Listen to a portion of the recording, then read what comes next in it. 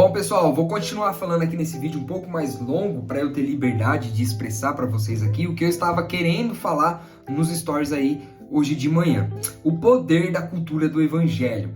Nós precisamos entender que certos comportamentos, atitudes, pensamentos e etc., que o evangelho impõe para um cristão, para aquele que está em Jesus, às vezes, de início, em certas situações, vai ser contrária aos nossos desejos. Entende? Às vezes a Bíblia vai dizer pra gente fazer uma coisa e a nossa carne, a nossa totalidade do nosso ser vai dizer algo contrário, entende?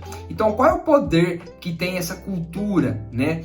Bom, por exemplo, eu tenho uma filha, né, de 3 anos, e minha filha, às vezes, ela brigava, questionava, porque ela não queria tomar banho para ir dormir. Então, esse dogma, essa imposição que eu e minha esposa colocávamos sobre ela, hoje não tão mais forte, mas de início a gente estava impondo sobre ela, ela com o tempo vai entendendo que isso faz bem para ela e ela já não vai mais relutar com isso, entende? Então o evangelho, com o tempo, ele tende a ser desta forma na nossa vida, nós que somos cristãos, entendeu? De início, na jornada, vamos estar relutando, né, inconscientemente a nossa carnalidade, o nosso ser, contra as doutrinas, contra a vontade de Deus, se é que vocês me entendem. Mas com o tempo, com o discipulado, com a vida com Deus, esta cultura vai nos moldando e a gente não passa mais a relutar contra as ordenanças, contra o comportamento, contra a mentalidade que o evangelho deseja para que um cristão viva nesta vida, entendeu? Então, quando você vê um cristão com 5, com 10, com 15 anos de igreja e mesmo assim ficar relutando com coisas básicas da doutrina, do evangelho, da comunidade de fé, cara, isso é muito perigoso.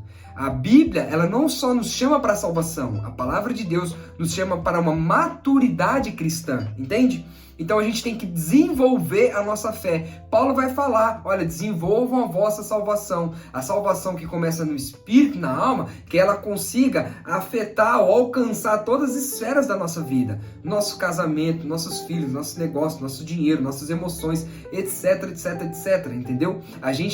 Deus deseja que a gente viva uma vida plena com Ele. E lógico que a totalidade dessa plenitude vai ser no céu, ou vai ser com Cristo na Nova Jerusalém, né? Mas nós podemos ver uma parcialidade dessa vida pela fé. O justo viverá pela fé. Então rompemos nossas crises, rompemos os pecados, rompemos a depravação, rompemos os medos, rompemos muitas coisas por meio da fé e pela doutrina e os dogmas que há no Evangelho, entende? Então, o C.S. Lewis, é muito incrível esse escritor, ele vai dizer no livro Cristianismo Puro e Simples, há um capítulo que ele coloca, vamos fazer de conta. Então, assim, a ordenança bíblica, a ordenança do evangelho, a gente de início pode encarar como um faz de conta, entende? Então, esse faz de conta é um tipo bom que nos levará de fato a sermos como a Bíblia deseja que a gente seja. Entende? Então, se a Bíblia diz para amar, vamos amar. Se a Bíblia diz para a gente se sacrificar, vamos sacrificar. Se a Bíblia diz para a gente viver de glória em glória, vamos viver de glória em glória, sermos transformados à imagem do Filho de Deus. Então, assim, a gente tem que começar fazendo algo crendo no que está escrito, entende? Mesmo que de início seja contra a nossa vontade. Então é uma reluta, né? A carne milita contra, o espírito milita contra a carne, porque Deus deseja ver em nós a imagem do Filho de Deus. E isso é uma construção, isso é um processo longo, né? Não é uma corrida de 100 metros, é uma maratona. Desde a nossa conversão até o nosso último dia de vida nessa terra ou até que Cristo volte. Entenda uma coisa, a gente não foi chamado para sempre ser mulher de fruto de sangue. Nós entramos no Evangelho, nós fomos inseridos na igreja de Jesus e nós chegamos com problemas, com pecados, né? Talvez cego, talvez paralítico espiritualmente falando, se vocês me entendem.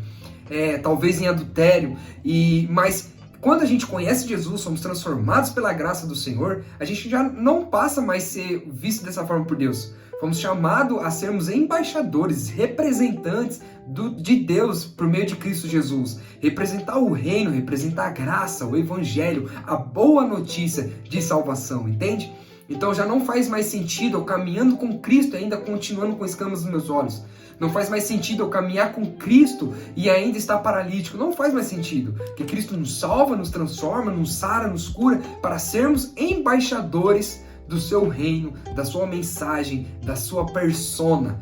Entende? Então, pessoal, a maturidade no evangelho é um assunto muito sério, meu amigo, muito sério. Se você é cristão como eu, se você aceitou a Cristo, se você reconheceu Jesus como Salvador, se você congrega em uma comunidade, uma igreja local, cara, pense e repense nisso, entende? Nós fomos chamados para um nível de maturidade. Então a gente precisa aprender, talvez às vezes como uma criança, como o exemplo que eu dei da minha filha de 3 anos de idade. Entendeu, galera?